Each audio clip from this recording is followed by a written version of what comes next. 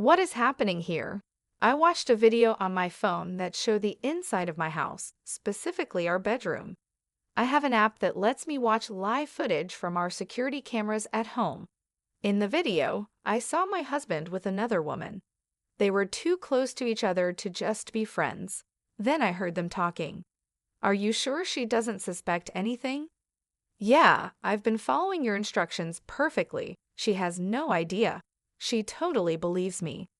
They laughed and playfully jumped onto the bed. I was shocked because the woman with my husband was my own sister.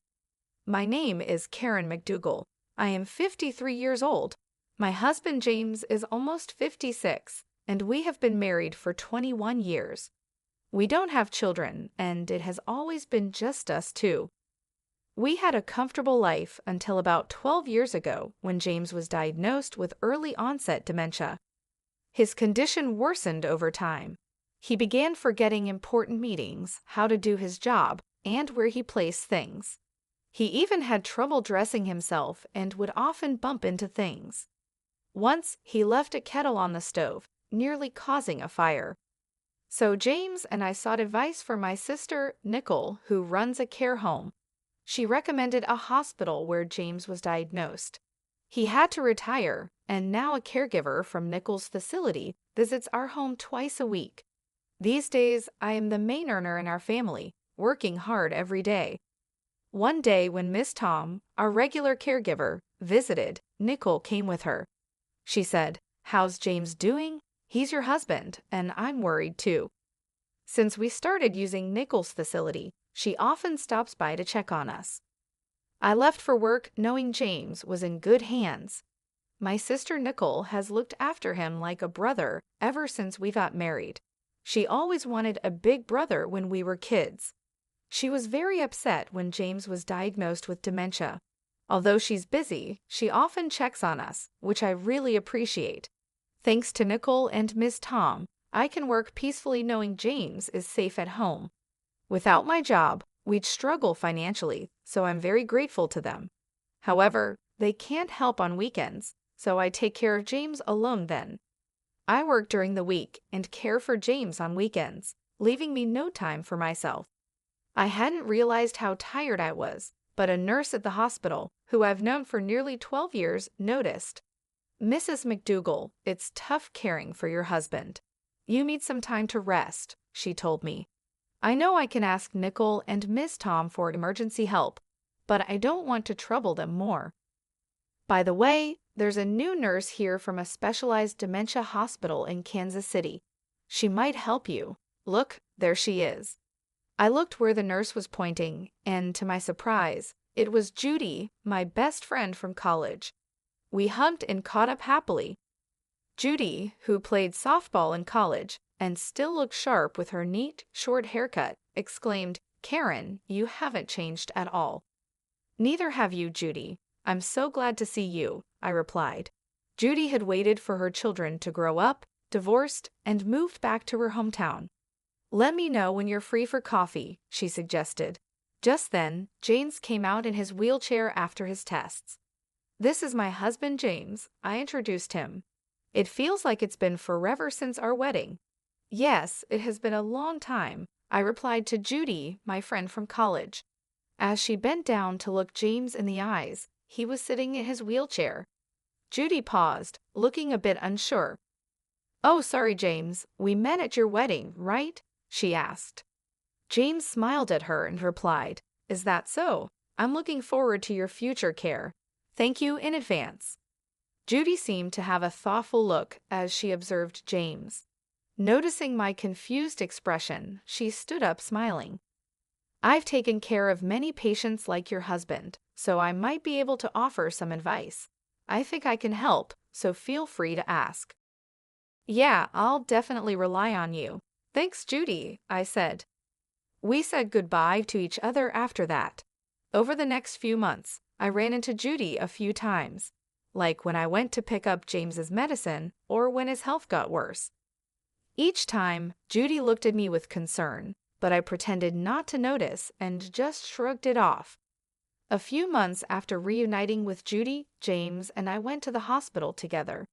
As James was called in for his checkup, I heard someone call, "Karen." It was Judy, looking serious. "Is something wrong?" I asked. "Your husband James just went in for his examination. Do you have a moment?" Judy asked. "Sure, I guess," I replied. Judy led me to a counseling room. "Karen, how is it taking care of James? Are you managing okay?" she inquired. "Thanks for asking," I said. I shared with Judy about James's recent health and how the constant caregiving was wearing me down. Judy listened intently, seeming concerned about my well-being. But then she started to say something surprising. "Actually, Karen," what she said next was hard to believe. About a week before we met again, Judy told me she was shopping in town when she saw Nickel with a man she recognized. Nickel introduced him as her boyfriend. Later, at the hospital, I realized the man was James, my husband. It was all very confusing. "Judy, that explains the strange look you had when we met," I said. Judy had seen Nickel and James together in town just a week before our meeting. However, James didn't seem to notice Judy. Back then, I looked different. I had long hair and wore glasses, which might be why he didn't recognize me. Judy also mentioned something else that bothered her. She felt James's behavior at the hospital didn't seem right for someone with dementia. He acted just like someone she had seen at her old job who was faking dementia. The man she saw in town walked confidently and responded clearly, looking perfectly healthy. "Could you have mistaken someone else for him?" I asked. "I don't think so," Judy replied. "You know how James has those distinctive moles under his right eye? The man with Nickel had them too. It's quite a unique feature." Judy realized she might have spoken inappropriately about my husband and apologized. But it was true, James does have those moles, and it's rare for someone else to have the same ones in the same place.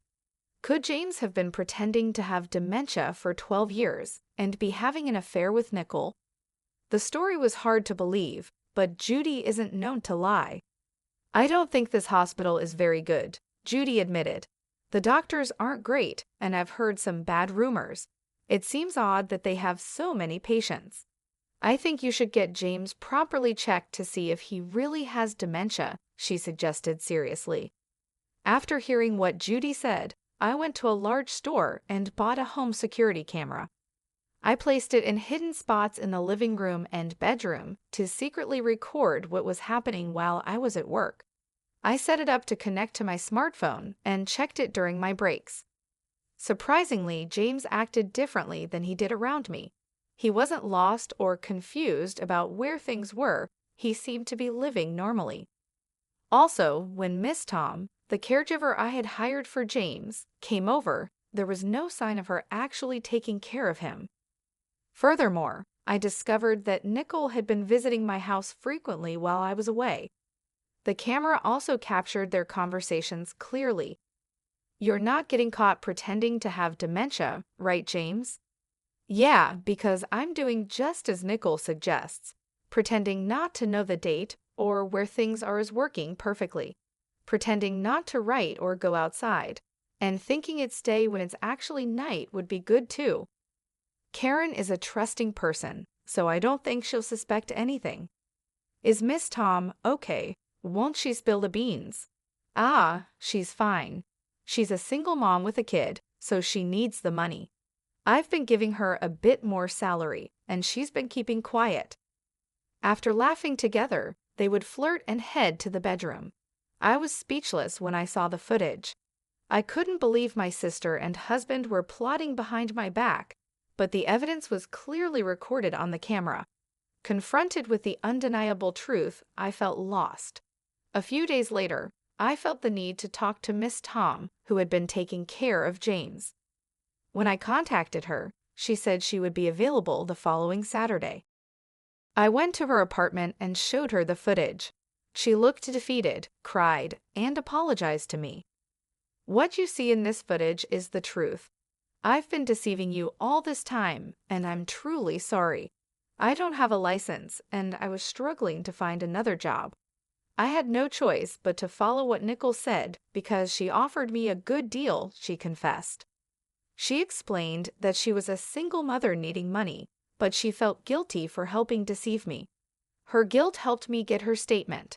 She also gave me copies of receipts, daily reports, and her diary from that time. No matter how much I needed the money, what I did was wrong. I am really, really sorry, she kept saying. Besides the evidence and testimony from Ms. Tom, I gathered more proof by talking to a few people involved and then spoke with my lawyer. I decided it was time to confront James and Nicole. I pretended to go to work like usual, waited near my house, and went back when Nicole arrived, and they were likely together. I caught them off guard, and they panicked. I know everything now, James, I said coldly. He quickly started confessing. It wasn't my idea. Nicole seduced me. She suggested we pretend I had dementia so you would support us. We could meet while you were at work. Even Miss Tom was hired by Nicole as an alibi. Nicole got angry and shouted James was fully involved in the plan, and now he's trying to escape blame. That's cowardly. Shut up. You were the one pushing this idea. As they argued, my heart turned cold watching them blame each other. I had reached my limit with the antics of Nicole and James. Exasperated, I commanded, "That's enough. Both of you, get out." I didn't just speak, I acted, tossing them out of the living room window along with their clothes and Nicole's purse, which were scattered all over the floor. Then, I slammed the window shut. They continued to bang on the glass, pleading for a chance to explain, but I was done listening. I drew the curtains to shut them out completely. Their persistent banging prompted me to send a stern message via WhatsApp. Be quiet, or I'll call the police. Leave now. That silenced them. Over the next few days, they repeatedly came to my house and bombarded me with messages on WhatsApp, which was incredibly irritating. To escape the constant reminders of their betrayal, I decided to sell the house. Fortunately, I had the foresight to transfer the property into my name after James was diagnosed with dementia. Given his condition and retirement, he was no longer in a position to manage our finances, including the mortgage. This precaution proved wise, as I was able to sell the house for a good price and purchase an apartment with the funds I had discreetly saved over the years. Although I hadn't anticipated such a drastic turn of events, I was relieved that my past decisions had prepared me well. Consequently, I filed for divorce from James and pursued a division of our assets. It didn't matter whether he was financially capable of settling claims or not. This action was more about sending a clear message that what they had done to me was unforgivable and unforgettable. Post-divorce, I learned through the grapevine that James had remarried and was now living with Nicole in what used to be her house.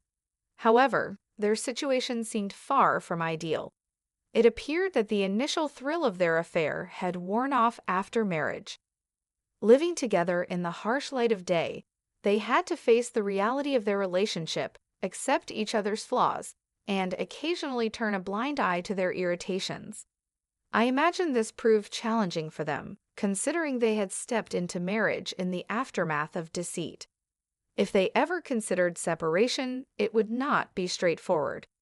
With both of their parents gone, and the house where James and I had lived already sold, James had no old home to return to.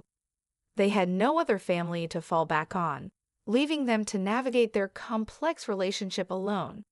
As for me, I couldn't care less about their difficulties. They had made their bed, and now they had to lie in it.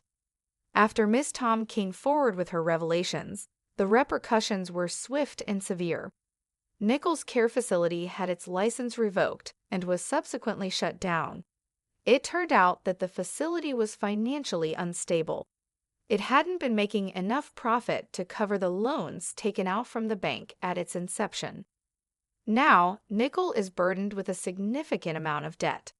This seems like a fitting consequence for a sister who betrayed her own family by stealing her sister's husband. The doctor who issued the fake diagnosis for James also faced serious consequences following the exposure of his malpractice. His reputation was tarnished, and his professional misconduct led to a domino effect within his clinic. His staff, disillusioned and disappointed by their association with unethical practices, resigned one after another.